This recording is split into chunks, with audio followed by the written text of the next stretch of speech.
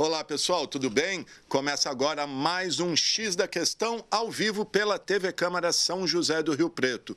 E você pode participar com a gente enviando a sua mensagem para o nosso WhatsApp, o número está aí na tela, 991637905.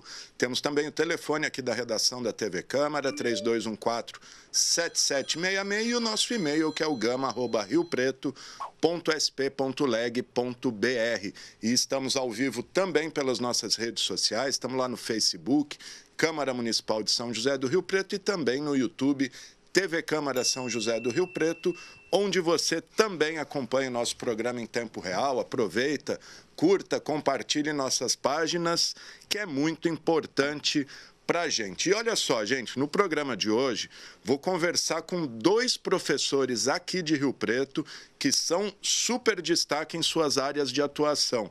O Vladimir Miguel Rodrigues, o Vlad, conhecidíssimo aqui, professor de História e Filosofia, doutor em História, pós-graduado na Unicamp, e que está lançando o seu terceiro livro, né? Que é Escravidão, Abolição e Democracia Racial na História da Literatura Brasileiras. O livro é a tese de doutorado do Vlad. Daqui a pouquinho a gente mostra aqui o livro. E também Prêmio Herzog, enfim, o Vlad vai falar tudo aqui. E converso também com o Rafael Jesus, o Rafa, professor de matemática e youtuber, né, com quase 300 mil seguidores, e que se destaca aí com vídeos com aulas de matemática, dicas de estudo, como focar no estudo, e que é finalista do IBEST, que é um dos mais conceituados, se não o mais conceituado prêmio da internet brasileira. Ele que também é formado aqui pelo IBILSE de Rio Preto. Agradeço aos dois pela presença. Prazer, Rafa, não conhecia. O Vlad já é nosso parceirão aqui, está sempre com a gente aqui, falando dos assuntos do cotidiano. Vou até por isso começar com o Rafa, finalista do IBEST, o prêmio aí que premia os melhores da internet do Brasil, e o Rafa dando cursos, dicas, enfim, de matemática. Fala pra gente, Rafa, como é que é o teu canal, como que você teve a ideia, quanto tempo você está no ar e como você recebeu aí a notícia de que é finalista do IBEST. Obrigado, viu? Maravilha, Alexandre. Agradeço o convite aí, o convite do Vlad. E fiquei muito feliz esse ano. É um ano muito importante porque eu criei o canal, tá lembrando, que é um canal focado em matemática e dicas de estudo. E esse ano a gente está completando 10 anos. Então foi um presentão. O ano passado, no Prêmio IBEST, nós quase conseguimos a classificação para os top 20. E agora, em 2024, deu certo na categoria influenciador de educação.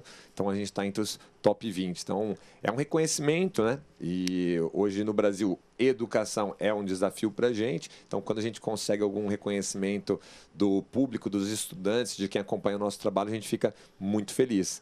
E o canal nasceu com a ideia, Lê, de...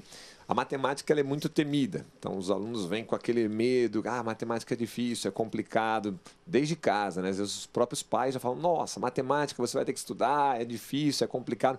E o estudante vai criando uma mentalidade de que realmente é difícil. Então a minha ideia foi, vou criar um canal onde eu possa trabalhar com a minha metodologia para desmistificar isso e o aluno começar a entender, e ele começando a entender a matemática, ele começa a gostar também. Então foi essa a ideia. A gente pôs aí na tela os teus endereços, pedi para o Renato pôr de novo, no YouTube, é youtube.com/Rafa Jesus.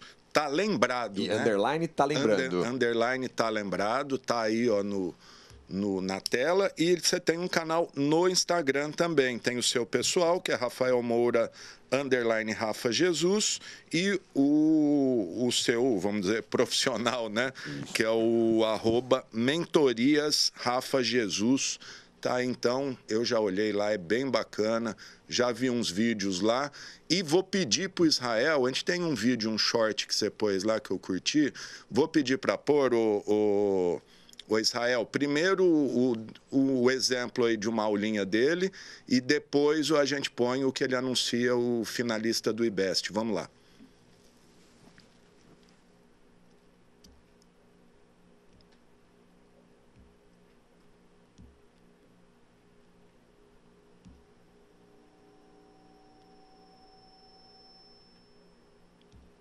Acho que estamos com um probleminha no áudio aí, Israel? Agradecer cada um de vocês que estão deixando os votos todos os dias. Aonde? No Prêmio Invest. Sim, nós estamos lá mais uma vez. Graças o quê? A vocês, né, galera, que consomem nosso conteúdo aqui, nossas aulas, dicas de matemática, stories, motivação. E olha só, a gente ainda está entre os 10 primeiros colocados na categoria educação. E eu conto com você para que a gente caminhe junto nessa jornada. E vai chão ainda, tem mês de maio inteiro pela frente, mas a comunidade está engajada. Tem gente que colocou como capa no celular, tem gente que colocou no despertador. E eu sou muito grato. É muito legal ver a galera aí abraçando a causa de um trabalho de matemática, de alta performance, desenvolvimento pessoal. Eu fico muito feliz. Obrigado para você que já votou e para você que vai continuar votando todos os dias. Sempre vai ter um link nos stories. Fechado? Então aproveita, sabadão, já votou? Deixa seu voto lá no Proverson. Beijo, fica com Deus e se tiver de boa agora, dá uma maratonada nos rios aqui para ver umas dicas de matemática. Tchau! Segue a gente por aqui também.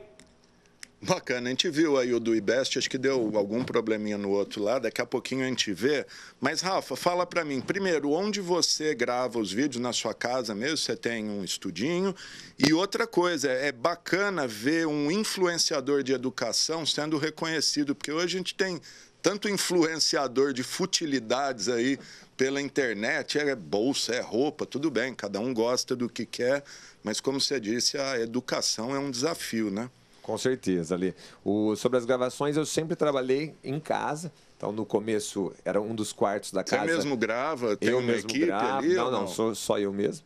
E eu já tentei ter equipe, mas a parte de matemática é um pouco desafiadora, porque nas gravações, depois na edição, se às vezes tiver algum errinho, alguma coisa técnica na parte de matemática, fica difícil para o editor poder corrigir. Então, por enquanto, eu que faço todo o trabalho.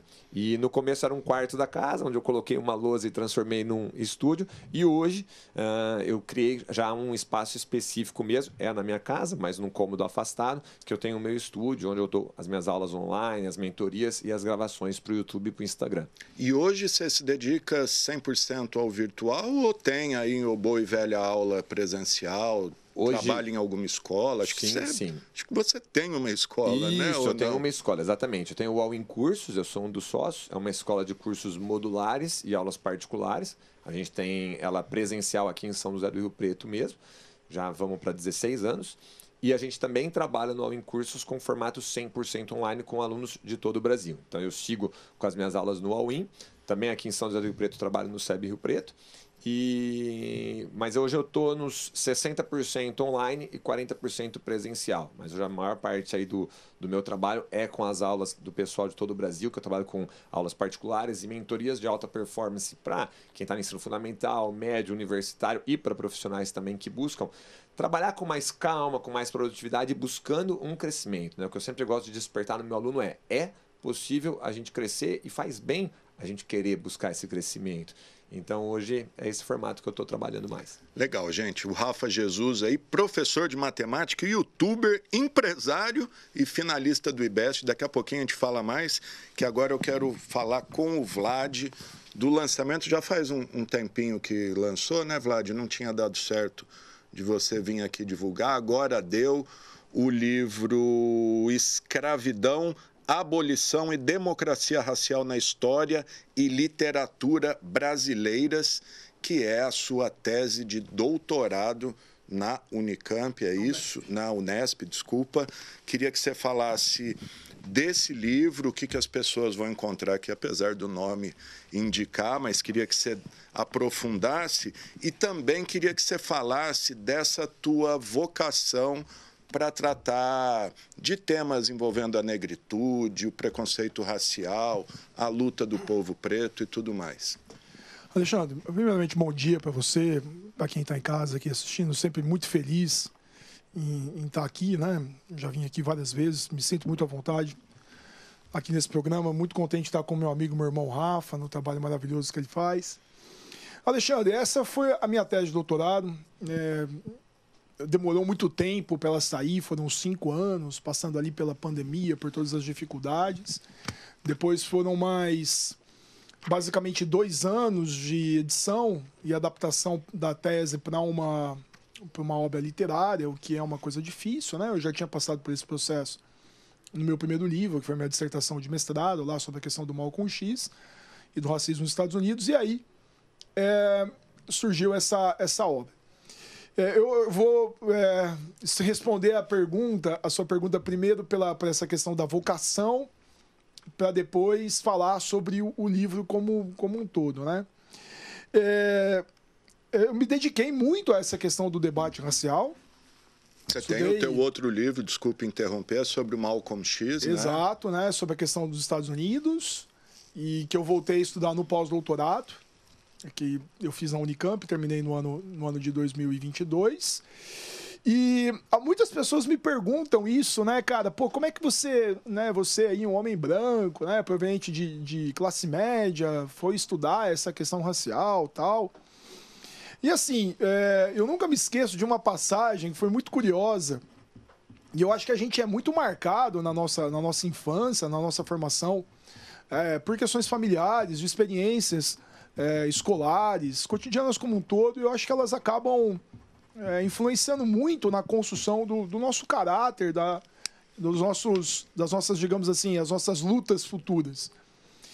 E daí eu fiz um estágio desse meu doutorado nos Estados Unidos em 2018, e o professor que me orientou lá na UCLA foi o Robin Kelley, e ele era um homem negro, um cara muito conhecedor da questão racial no país, né, uma grande referência.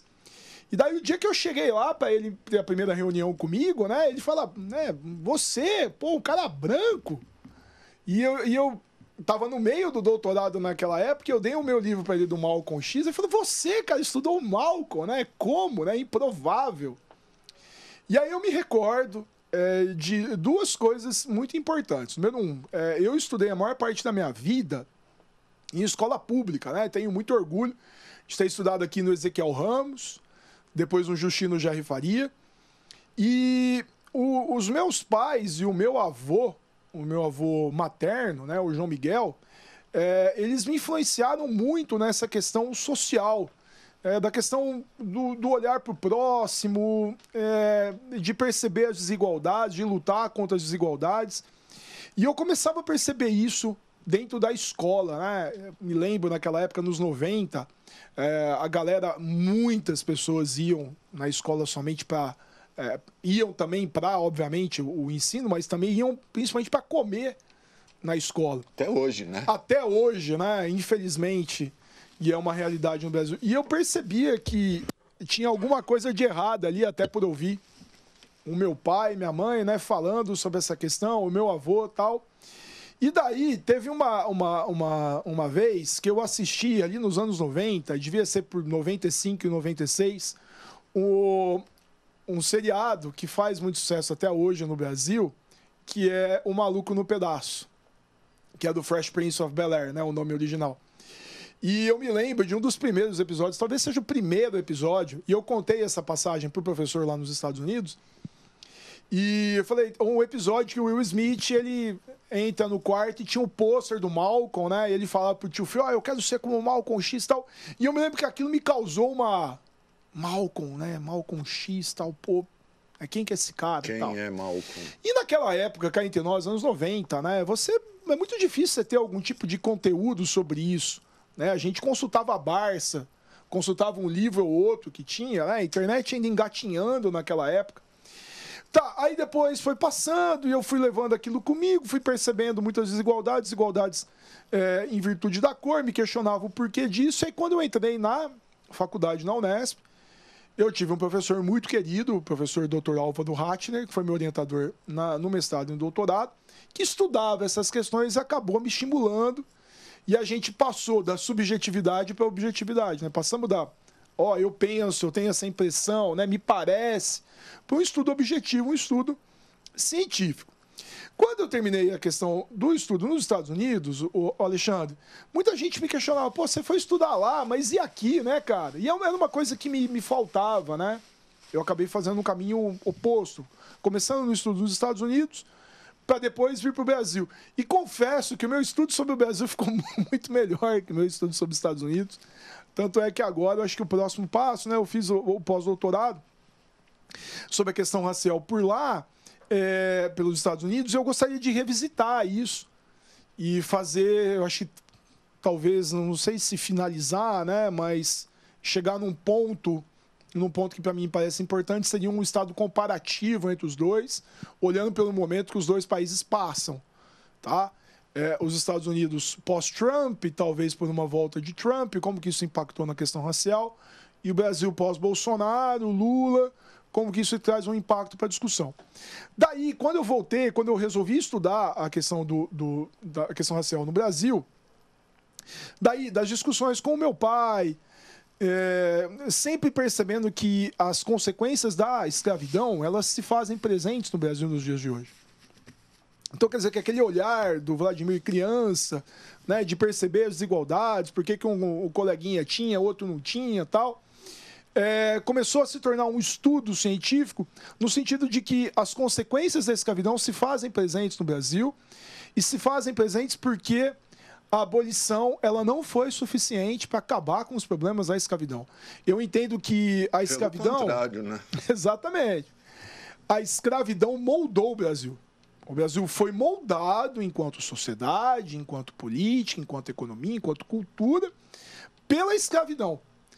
E a Lei Áurea, apesar de ter sido, obviamente, importante, porque eu também defendo a ideia, e o Machado de Assis percebeu isso na literatura, que se não tivesse a Lei Áurea não tivesse sido abolida, né, se não tivesse feito uma lei, a gente pode discutir o porquê que a lei foi limitada, teria gente escravizando gente no Brasil até hoje. Sem dúvida, como nós sabemos que há trabalho análogo à escravidão, né, centenas de pessoas são resgatadas em trabalho análogo à escravidão no Brasil inteiro. Mas o problema, Alexandre, é que a Lei Áurea, uma lei, ela não muda uma estrutura material. Então, o viés metodológico que eu utilizei foi do materialismo histórico e dialético. Quer dizer, o que vai acontecer? Com a Lei Áurea, ali no 3 de maio de 1888, a gente teve uma isonomia, uma igualdade jurídica, uma proibição da escravização de outras pessoas, só que a liberdade teórica, a liberdade do direito positivo, ela não se constitui numa liberdade econômica. Quer dizer que a igualdade jurídica não se constitui numa igualdade de oportunidades. Então o Brasil tinha, naquela época, foram libertos um pouco mais de 700 mil escravizados, uma população em torno de 3 milhões de habitantes, e nós tínhamos outros milhões de negros no Brasil que trabalhavam em condições muito difíceis.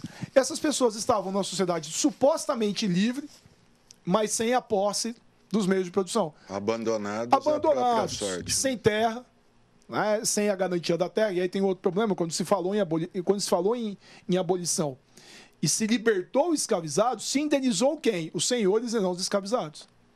Haja vista a lei do ventre livre. Né? Então, o que acontece? A liberdade sem a posse, sem a propriedade de uma terra, ela não é uma liberdade total. Ela é uma liberdade plena, não é uma liberdade econômica. Então, o que aconteceu? Essas pessoas foram lançadas numa sociedade supostamente livre, foram encarceradas, tá? Porque naquele momento havia a lei de vadiagem no Código Penal, ali do começo da República, havia a proibição e a perseguição a capoeiras, assim como havia a perseguição ao povo de terreiro, ao povo de santo, e essas pessoas foram encarceradas e jogadas numa sociedade supostamente livre, que acreditava que só a Lei Áurea já havia bastado, havia sido suficiente para acabar com os problemas da escravidão. E aí nós passamos a Primeira República com essa ideia e com políticas de eugenia significativas na ideia de raça pura, que foram muito fortes aqui no Brasil. Inclusive, elas vão durar até o período da Segunda Guerra Mundial, e estiveram presentes no varguismo. E, ao mesmo tempo, Alexandre, ganhou muita força uma tese que vinha lá da época do Brasil Império, do Segundo Reinado, a Lília Moritz Schwarz, que inclusive colaborou também com a minha tese. Ela vai dizer que a tese da democracia racial começa com a vinda do Calvin Martius, que é um naturalista europeu que vem ao Brasil, e ele vai criar o mito de que aqui o encontro dos rios na Amazônia representava um encontro, né, de uma sociedade de culturas diferentes, os africanos, os nativos, os europeus, que criou uma sociedade supostamente tolerante e fluida. E que aqui, depois, né, como isso vai ganhando força, na abolição tivemos uma abolição sem traumas, diferentemente dos Estados Unidos, em que houve a Guerra de Secessão, e aqui não houve qualquer tipo de impedimento de cor, como houve onde? Nos Estados Unidos. Aí o Gilberto Freire, quando publica a Casa Grande Senzala, no começo dos anos 30, ele vai confirmar isso, embora ele não fale no conceito de democracia racial. Então a gente passou, imagina, 1888 até a década de 1940, com a certeza de que o Brasil é uma sociedade de confraternização, em oposição aos Estados Unidos, que tinham as leis segregacionistas que proibiam a integração entre brancos e negros, por exemplo, a impossibilidade de negros frequentarem as universidades, os espaços públicos, enfim. Então imagina, né, 1945, quando termina a Segunda Guerra Mundial, a gente tem no Brasil a tese da democracia racial. Alexandre, 1945 é ontem na história. Daí coube aos estudos, e também, né, a gente sempre tem que destacar isso, a abolição, ela foi um movimento popular, foi um movimento feito por pessoas do povo, por populares, principalmente por homens e mulheres negras. Foram essas pessoas que foram às ruas, organizaram o movimento, né, com grandes nomes do abolicionismo negro. O grande Luiz Gama, patrimônio da sociedade brasileira, do direito brasileiro. Tá? O André Rebouças. Às vezes as pessoas passam ali por São Paulo e não sabem, né? O túnel Rebouças, os irmãos Rebouças, grandes engenheiros importantíssimos no movimento negro. Tá? O José do Patrocínio.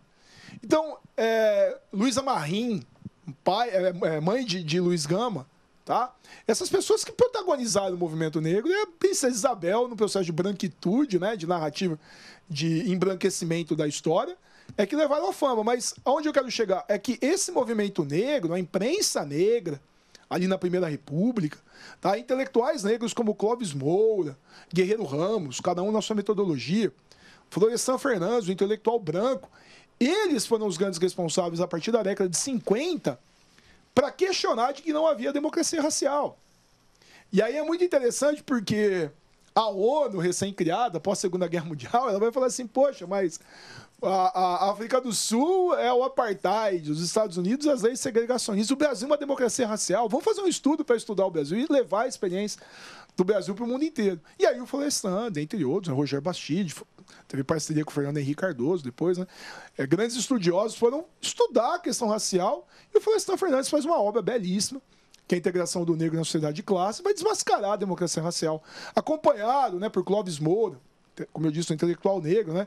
Dialética radical do negro brasileiro, tá? O Abdias do Nascimento, com a sua outra metodologia, né, a sua experiência de vida, grande intelectual, grande nome da cultura brasileira, homem negro, genocídio do negro brasileiro. Vou começar a desmascarar a democracia racial. Genocídio e confinamento em guetos, né? Vamos chamar assim o que são as... Exato, porque o que acontece, né? Depois da abolição, vamos lembrar um episódio muito importante no Rio de Janeiro, capital da República, que é a reforma urbana do Rio de Janeiro.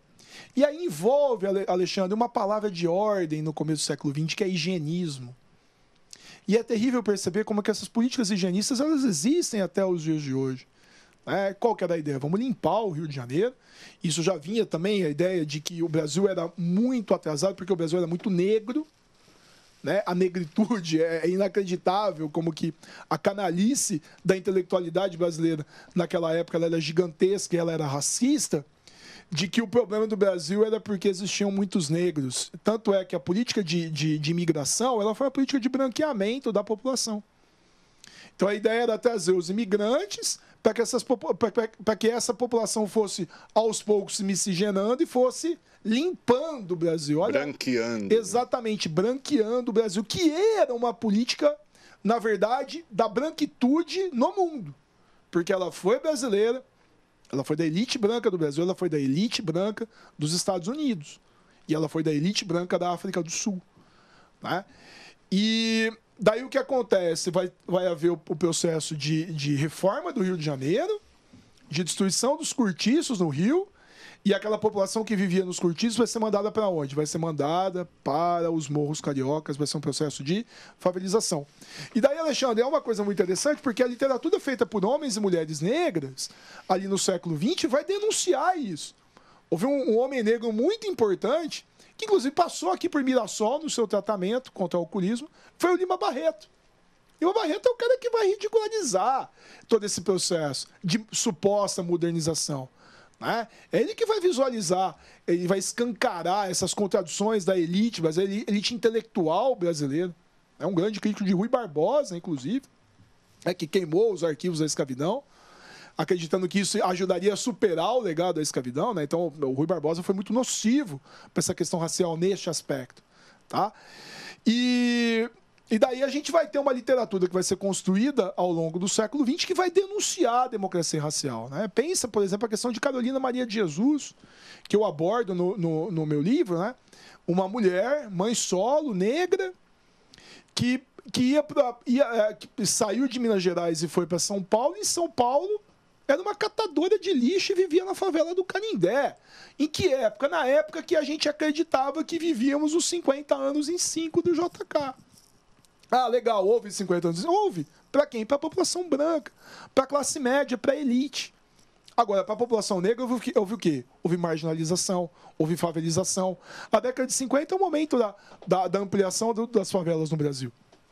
São Paulo, a favela do Canindé, depois vai virar a Marginal, e nos anos 60, o complexo habitacional da Cidade de Deus, Cidade de Deus. Né, no Rio de Janeiro. Inclusive, você cita aqui no seu livro, né, até um momento clássico ali da suposta urbanização da favela. Né? Porque aí o que é interessante? Então, o que eu peguei? Eu peguei autores e autoras da negritude brasileira que denunciaram a democracia racial e expuseram as consequências da escravidão e a permanência da escravidão no pós-abolição. Então eu usei a Carolina Maria de Jesus, na década de 50, o Paulo Lins, com Cidade de Deus. Embora o Paulo Lins esteja escrevendo nos anos 90, a narrativa da Cidade de Deus passa dos anos 60 aos anos 80. E depois o Ferrez, nos anos 80 até ali, o começo dos anos 2000. Então, qual que era a minha ideia? Era mostrar que nesse período da década de 50 até o começo do século XXI, nós tivemos autores e autoras da negritude que denunciaram a democracia racial e expuseram que as consequências da escravidão se fazem presentes no Brasil até hoje. Para tentar mostrar que a literatura ela serviu como uma ferramenta muito importante de denúncia das falácias construídas na ideologia brasileira, né? De que o Brasil é um país pacífico, o Brasil é um país de democracia racial, em que brancos e negros eles têm as mesmas oportunidades. Eu também cheguei à conclusão, Alexandre, que o problema da cor é um problema de classe. O que isso significa? Significa que no próprio desenvolvimento econômico do capitalismo, a gente vai ter um tipo de exploração que vai levar a grandes grupos de uma sociedade à margem da sociedade, né, à margem econômica. Então, isso aconteceu historicamente com os povos nativos e principalmente com a população negra. Então, quer dizer que quanto maior a desigualdade econômica, maior vai ser o racismo. Maior vai ser a criação de ideologias e justificativas para o racismo. Como no passado nós tínhamos as justificativas religiosas, né, a famosa maldição de Cã, e depois, a partir do século XIX, as supostas visões científicas, como, por exemplo, a ideia do próprio racismo, a eugenia, o darwinismo social, que foram justificando, mesmo que após a escravidão, a inferioridade de certos grupos de uma sociedade. Sem dúvida. E sobre isso que você falou, era muito comum, pelo menos na época que eu cresci, anos 80, começo dos anos 90 ali, da suposta democracia racial. Não, o Brasil é um país dos homens cordiais, simpáticos, alegres. Aqui não tem racismo, mas que o tempo aí, conforme a gente acompanha os acontecimentos, a gente vê que era tudo, como você disse, uma falácia, né? Com certeza. E o problema é que a ideologia da branquitude, ela, sempre que o movimento negro ele tem algum tipo de ascensão, e houve uma ascensão em virtude da política de cotas, em virtude de algum ganho social para a população mais pobre nos últimos anos, todas as vezes que há um tipo de ascensão desse grupo populacional, você tem um contragolpe, né, contra isso, você tem um contra-ataque.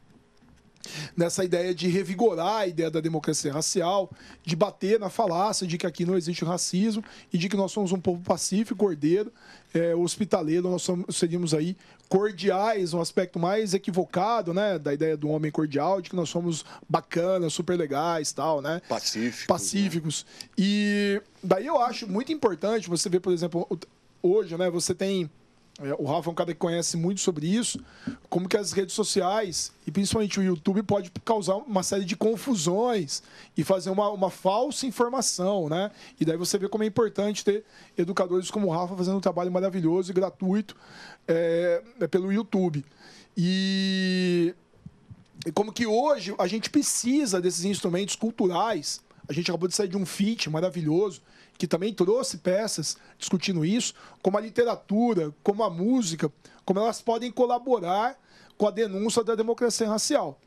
Só que tem um problema, Alexandre. Eu cheguei a uma conclusão, e depois eu vou passar a bola aí para a gente continuar aí nas nossas falas, mas como que enquanto a gente tiver uma desigualdade econômica gigantesca, o racismo ele vai continuar moldando a sociedade brasileira.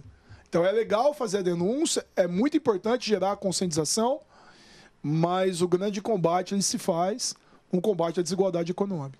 A gente teve até um exemplo clássico de tudo isso que você falou, uns tempos atrás no Rio de Janeiro, lá na Tijuca, se eu não me engano, 5 filhos de embaixadores, 3 negros, 2 brancos. A polícia chegou e enquadrou quem? Os 3 negros, os outros 2 que estavam junto ali, não. E esse foi um problema diplomático, inclusive, né? Diplomático. E aí a gente vê como o Silvio Almeida colocou, né, no que é racismo estrutural, como que o racismo vai estruturando as instituições brasileiras, né? Então você vai ter um racismo dentro dos agentes de segurança. E os próprios policiais que fizeram essa abordagem eram descendentes aí de... pretos, aí entra, né, num próximo capítulo. Sim. Bom, gente, estou conversando com 2 super professores aqui de Rio Preto, referências nas suas áreas. O Vlad aqui, que é especialista em escravidão, abolição, democracia racial e tudo mais, lançando aqui esse livro, que é a sua tese de doutorado, e com o Rafa Jesus, matemático, youtuber e finalista do IBEST, referência aí na matemática. Vou perguntar aqui, que até comentaram aqui comigo, qualquer um pode aprender matemática, professor? Em qualquer momento, em qualquer idade, é possível pegar a matemática? Maravilha, ótima pergunta, com certeza. Porém, a gente tem que ter estratégia, né? Na vida, sempre quando a gente tem um objetivo, né, Alexandre, a gente tem que traçar um planejamento. O que eu quero, né? Exatamente. Nos cercarmos das ferramentas necessárias para atingir o nosso objetivo. Então, um exemplo simples aí, se eu tenho um prego numa parede pregado e eu quiser retirar esse prego com a mão, eu não vou conseguir, eu vou ter muitas dificuldades. Mas se eu tiver um martelo com orelha e usar a ferramenta correta, vai ser muito fácil. Então, um grande problema na matemática é a base. Então, eu não vou conseguir, às vezes alguém que já é um adulto, vou prestar um concurso público que cai matemática. Cai função do primeiro grau, função do segundo grau e geometria. Vamos estudar. E aí ele começa a estudar já por esses temas. Qual é o problema? Esses temas têm pré-requisitos. Então, se eu for direto na função do primeiro grau, do segundo grau na geometria, eu vou ter dificuldades. E nesse momento vem crenças, vem bloqueios. Né? Matemática não é para mim, eu não consigo. Não, é que você está estudando da maneira errada. Quais são os pré-requisitos? Vamos antes estudar os pré-requisitos, criar uma base, para agora sim a gente conseguir estudar o que a gente está precisando. Então, qualquer um pode estudar em qualquer momento. E um outro detalhe importante que eu falo é a crença, né? Então, é a sua mentalidade. Então, hoje muita gente tem essa mentalidade. Matemática não é para mim. Eu não consigo matemática. Então, você já tem um empecilho, já tem um obstáculo, um preconceito que já vai te afastando daquilo. Eu achei muito legal quando o Vlad comentou do Will Smith no Maluco no Pedaço. Então, quando ele viu o Malcolm X, e olha só, ele era pequeno e naquele momento uma visualização de algo fez uma mudança significante na vida dele, na trajetória dele. E a matemática é assim. Então, para quem está assistindo a gente de casa, quem já tem filho, quem tem sobrinhos, tudo, não fale mal da matemática, porque a forma como ela vai ser apresentada para as crianças vai ter um grande poder significativo para ela enfrentar isso. No começo a matemática é legal, são os desafios, as continhas, operações, e de repente a criança começa a não gostar. Por quê? Começa a ouvir as pessoas falarem mal.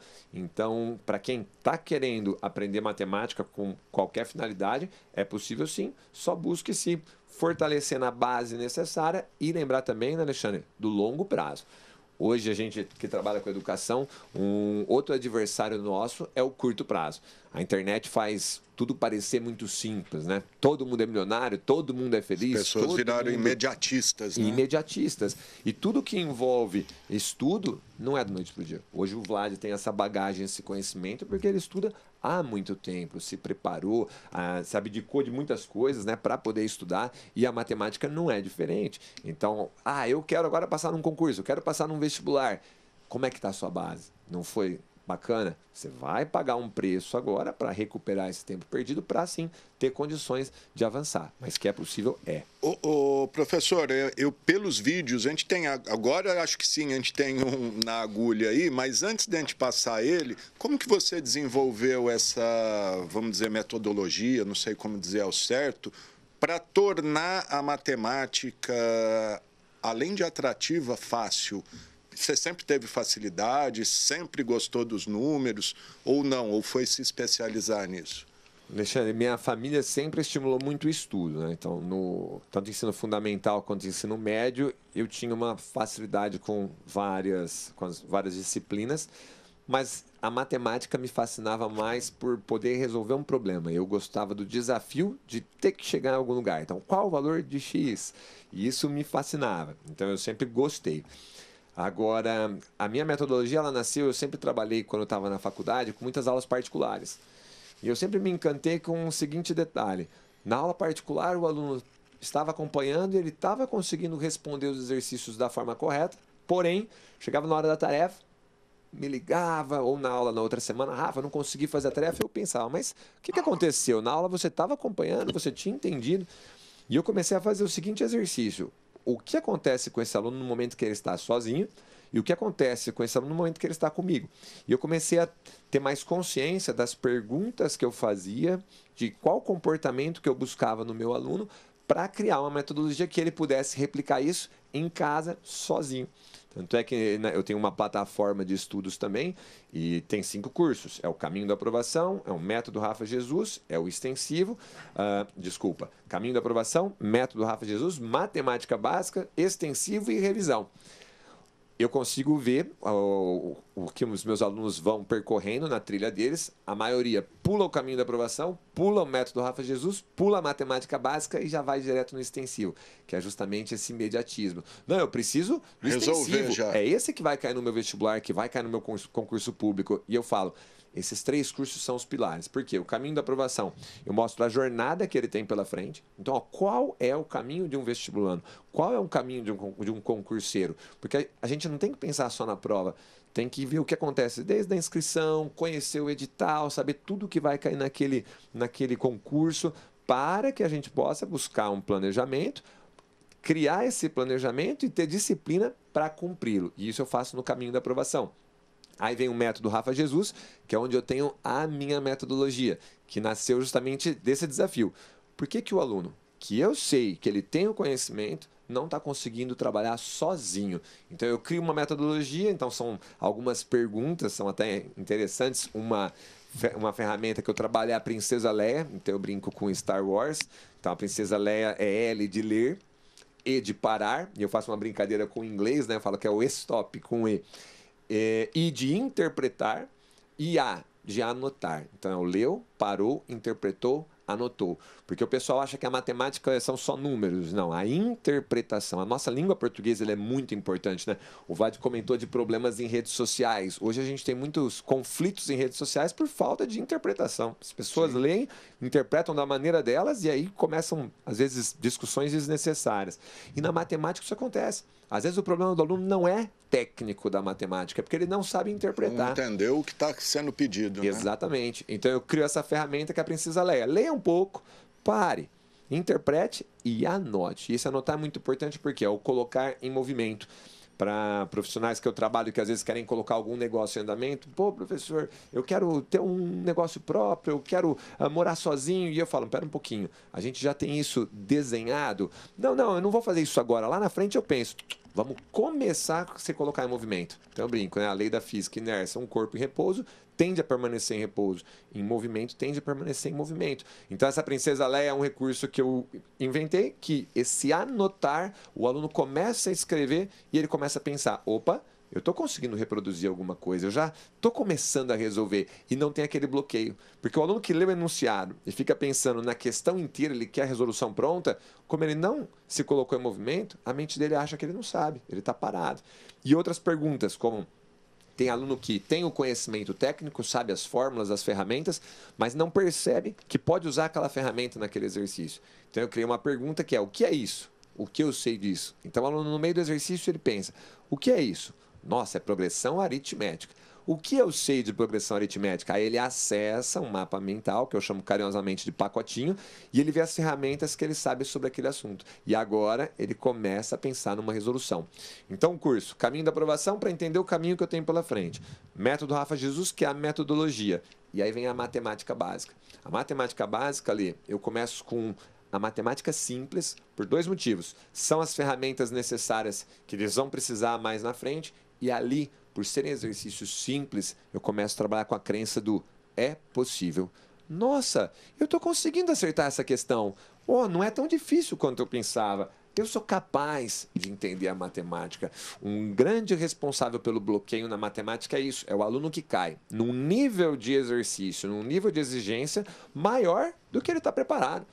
Se você fizesse qualquer pergunta que você fez para o Vlad, para mim, eu não tenho a preparação, eu não tenho a bagagem que ele tem, eu não vou conseguir responder. Então, na matemática é assim também. Então, só que esses 3 cursos, eu preciso de tempo, disciplina para cumprir, mesmo que às vezes não seja tão agradável, porque o aluno já quer fazer o exercício do vestibular, do concurso. Com esses 3 pilares, aí eu entro no extensivo. Então, concluindo a sua pergunta, a metodologia que eu criei foi: eu preciso criar ferramentas, eu preciso criar comportamentos, hábitos no meu estudante para que ele encare essa matéria de uma forma mais divertida. Eu gosto muito de trabalhar com a ideia de gamification, né? É um jogo, eu estou querendo descobrir o valor resolver de X, um enigma, resolver né? um problema, um enigma. Você tocou nessa palavra, é muito legal. Criança, você fala, tem um enigma para você resolver. Eles gostam. Qual que é? Quero saber, me dá uma pista. Então, essa foi a minha metodologia e dando a base. A hora que eu coloco a base no aluno, ele estuda e ele entende, agora ele consegue subir degrau por degrau até alcançar o objetivo dele. Muito bacana. E aí vai da competência do mestre e do professor também. Agora sim, Israel, a gente tem aí o vídeo, um dos vídeos, tem muitos, tem vários lá no canal do professor. Vamos lá. 6.084. Vou te ensinar aqui rapidinho um método para você calcular raízes quadradas exatas, tá bom? Bati o olho aqui, eu pensei, 60 ao quadrado é 3.600, tá longe. 70 ao quadrado é 4.900, tá longe. 80 ao quadrado é 6.400, passou. Quer dizer que essa raiz vai estar entre 70 e 80. Olha agora o algarismo das unidades. 4, que número que eu levo ao quadrado que termina em 4? Opa, vai poder ser o 72, porque 2 vezes 2 dá 4, ou 78, porque 8 vezes 8 dá 64. 6.084, mais perto de 4.900 ou de 6.400? De 6.400. Então, se essa raiz quadrada for exata, vai ser igual a 78. Dica, sempre você vai fazer a prova real, 78 vezes 78, para ver se deu certo. Funciona se a raiz quadrada for exata. Agora, eu vou deixar um vídeo indicado aí para você, onde eu explico bem devagar, com 2 exemplos, que você vai curtir. Tamo junto, deixa o seu like, compartilha com a galera. Inscreva-se aqui no canal. Legal, aí é só um short, né? Um resuminho e tal, mas os vídeos são bem explicados, tem vídeos longos de aulas ali, 20, 30 minutos. Você tem uma desenvoltura boa, hein? Já pensou em ser jornalista também? Não, essa eu nunca tinha pensado, não. É que a gente que trabalha com ensino, né? Eu dou aulas desde 2000, né? Então são 24 anos. E a gente faz com amor, você ganha desenvoltura, ali, né? E é uma coisa que eu sempre falo com os meus amigos professores, com o Vlad, graças a Deus a gente trabalha com o que a gente gosta, né? Então a gente trabalha com amor e aí o negócio flui, né, Ale? Muito bom. Ô Vlad, o teu livro, se alguém quiser adquirir, como é que faz? Está à venda? Tá. O livro foi lançado em São Paulo, em Ribeirão Preto, aqui em Rio Preto, devo fazer ainda em Catanduva e Campinas, no mínimo. Pelo menos ali é o que está programado, né? O livro foi lançado em março. Foi muito bem aceito, está circulando muito, né? A gente já tem aí feedback de leitores, de estudiosos, porque deve servir de base, né? Inclusive, para pesquisadores. Tanto é que quem faz o prefácio é o Jones, né? O Jones Manuel, que é um cara também muito conhecido na área. A gente já vendeu mais de 500 cópias para um livro. Infelizmente, hoje, né? Entrando também na questão da educação, Infelizmente, a gente não tem um estímulo à leitura. Olhando de maneira geral, nós como professores, eu acho que neste aspecto, inclusive, eu faço um apelo aos pais para que estimulem a leitura dos seus filhos desde cedo, porque a galera hoje está voltada principalmente às redes sociais, ao celular. O celular tem feito um desserviço gigantesco para a sociedade como um todo, para todo mundo, né, Alexandre? Para nós e para os menores. Para os menores, o impacto principalmente para os menores. A gente ainda tem nossa bagagem, bem ou mal. Você pode tentar vocês ter um muito controle, mais que né? eu, mas crianças é complicado. É devastador. Isso dentro da escola a gente tem vivenciado, o Rafa sempre bateu nessa tecla, como que isso tem sido horroroso. E principalmente fazer educação, acreditar que a gente vai educar alguém com vídeo de 1 minuto. O ponto que o Rafa estava questionando aí agora há pouco, né? Você mesmo colocou da questão das redes sociais. O conhecimento se constrói com uma base sólida. E a base sólida ela vai estar principalmente onde? Nos livros, nas aulas. Então eu acho que isso é muito importante. Se a gente conseguir usar o celular a nosso favor, aí fica maravilhoso, né? O problema é que eu não consigo visualizar isso hoje dentro da sala de aula. A galera está onde? Está nas redes sociais, está vivendo aí, eu sempre brinco no tempo de uso, 15 horas no dia, né? O que é terrível. O livro está disponível no site da editora, para quem quiser, né? Ruptura. Esqueci de falar editora Ruptura. Isso, editora lá de Pernambuco, a Ruptura Editorial. Eu pude participar também do Dia M, né? Da Boitempo, foi muito legal, fiz um lançamento lá, eu fiz 2 lançamentos em São Paulo. Então está na rupturaeditorial.com.br, você pode encontrar aí. Estou muito contente pela repercussão do livro, foi uma coisa que eu tive uma dedicação muito grande. Surgem novos desafios de pesquisa, eu estou dando uma respirada agora, né? Também estou, pelo tempo, a gente precisa ter um certo afastamento em um determinado momento. E para terminar, né, com a pergunta que você me fez lá no início, eu acho que, né, você é um homem branco, né, de classe média e tal, eu acho que a gente tem que ter consciência dos problemas do nosso país e tenho a certeza de que o racismo foi uma construção da branquitude, tá? E eu acho que se cada um somar nesse debate e somar com seriedade, com estudo, a gente tem que fazer essa desconstrução do racismo, principalmente entre nós brancos, tá? Para que no dia de amanhã a gente possa conviver de fato dentro de uma sociedade em que não haja discriminação. A gente tem que fazer políticas públicas, principalmente no combate ao racismo, a conscientização, para que haja seriedade na criminalização do racismo e, acima de tudo, combater a desigualdade socioeconômica que ela está na base do próprio racismo. Sem dúvidas. Você falou também do incentivo à leitura, acho que incentiva a própria educação aos estudos, né? A gente tem visto uma parcela de políticos aí falar que estudar não leva a nada, fazer faculdade é perda de tempo, que o negócio é o trabalho. Então acho que fica a reflexão aí, não sei aonde, como a gente chegou nesse nível, mas chegamos, né? E é muito louco porque essa sociedade do trabalho, o trabalho pelo trabalho, essa ideologia do trabalho, essa ideologia de uma vida voltada ao trabalho, ela está levando, sabe o quê? Essas doenças de saúde mental que nós estamos vivendo. Simplesmente isso. Bom, há um fausto aí de discussões acadêmicas. Vou pegar o próprio Bill Churran, Sociedade do Cansaço.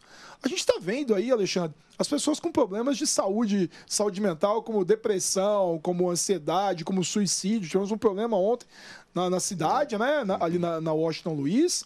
Então, a vida do negócio pelo negócio, ela vai emburrecer a sociedade, ela vai fazer com que a gente viva cada vez menos. Você viu até um vídeo de um cara aí que tem um negócio, acho que até de educação, eu não sei direito que empresa que é, mas ele falou que ele só contrata quem trabalha 18 horas por dia, de segunda a segunda, que ele não quer saber de vagabundo ali na empresa dele, repercutiu bastante aí. Enfim, mas muita gente tem levado esse pensamento hoje. Ô, Vlad, estamos caminhando para o fim. Eu quero te agradecer e passar aqui para o nosso professor, o Rafa Jesus, finalista do IBEST. Quando que sai o resultado? E Alexandre, nós desejo boa sorte aí. Tomara que eu acho que não temos nenhum Rio Pretense aí na história finalista do IBEST, né? Agradeço muito. Nós estamos agora no momento dos top 20, né? Então, nessa categoria influenciador de educação, eu estou entre os 20 finalistas e agora, no final de agosto, serão anunciados os próximos 10, que é o top 10. E aí depois eles vão para a etapa final, né? Então, fiquei muito contente, muito feliz. Agradeço ao IBEST, agradeço aos todos riopretenses, meus alunos, amigos, familiares que ajudaram na votação diária. E agora vamos para essa próxima. E eu quero contribuir um pouquinho o que o Vlad comentou, porque eu acho muito importante sobre a leitura. Eu tenho trabalho de mentorias de acompanhamento com os meus estudantes. E tenho o Pedro. O Pedro está comigo desde fevereiro. Ele está terminando o 9º livro dele agora. Ano passado. Ele não leu nenhum livro e nesse ano ele já leu 9. Leitura é hábito. Leitura é hábito. E hoje, infelizmente, as famílias não dão exemplos, né? Os filhos às vezes não vê o pai lendo um livro. Então, esse estímulo é importante sim e é só começar. E, como eu sempre gosto de trabalhar com estratégias, a estratégia qual é? É pegar um livro que a criança goste. Então, às vezes, ele já tem os livros das escolas. Então, às vezes, o pai fala, mas ele já lê na escola. Só que, às vezes, ele pode estar lendo um livro que não é do gosto dele. Então, ele está lendo, obrigado pelas provas, né? Mas ele não tem prazer. Leva esse filho numa livraria, fala, filho, que livro que você gosta? Aí, escolhe um. E detalhe, comece por livros pequenos, para a hora que ele terminar, ele sentir a vitória. Terminei o primeiro. E aí ele vai começando. E isso daí, ó, é uma roda que vai embora. Agradeço muito o convite aí. Espero que a galera apareça lá nas redes, no canal, para aprender matemática. E se alguém precisar ir na parte de concurso, tem o meu site também, www.talembrando.com. Legal, ó, tá os endereços aí, ó, tem no Instagram, tem no YouTube, mas também é só pôr lá no Google, Rafa Jesus, Rafael Jesus, tá lembrado, matemática, Rio Preto, que cai lá. Obrigado, Rafa. Só um adendo para concluir, você vê, né, que coisa incrível, né, que o Rafa falou. Se nós, pais, se nós nos dedicarmos aos filhos, à nossa família, como que a gente vai construir, né, indivíduos conscientes, educados, que possam colaborar para o desenvolvimento social, político, econômico do país? Como que eu vou poder colaborar para a construção da minha família trabalhando 18 horas por dia? Como que eu vou poder colaborar para a construção política da minha cidade trabalhando 18 horas por dia? Né? Essa sociedade do negócio, ela vai levar a gente à destruição. A destruição do planeta e a destruição física e mental nossa. Então, acho que vale aí o apelo para os pais, se envolvam na educação dos seus filhos, estimulem a leitura, estimulem o conhecimento matemático, porque sem livros, sem educação, a gente não vai construir um país melhor. Legal, gente. Obrigado, Alexandre. Obrigado, Rafa. Muito obrigado. Um abraço para vocês. Obrigado, Vlad. Obrigado, Rafa Jesus. Já fica o convite aí para voltar. Quando sair o IBEST, ganhando, não importa. O papo sempre é válido. Quero agradecer os dois. A gente podia ir mais aqui. Tinha tanta coisa para eu perguntar para vocês. Infelizmente, nosso tempo acabou. E é isso aí, gente. Essa edição do X da Questão fica por aqui. Se você quiser rever esse programa, ele será reprisado logo mais às 8 horas da noite. Amanhã cedinho, às 7 horas da manhã, e depois ao longo da nossa programação. Mas desde já está disponível nas nossas redes sociais, está lá no YouTube e também no Facebook. Sempre lembrando que você pode enviar mensagens para a gente com sugestão de pauta, de entrevista, de reportagem, o que você quiser. E as informações aqui da Câmara no nosso site, riopreto.sp.leg.br. É isso aí, o programa teve os trabalhos técnicos do cinegrafista Oséias dos Santos, o GC do Renato Foque, o controle mestre do Fernando Giroldo e o áudio do Israel Heleno de Castro. Valeu, gente.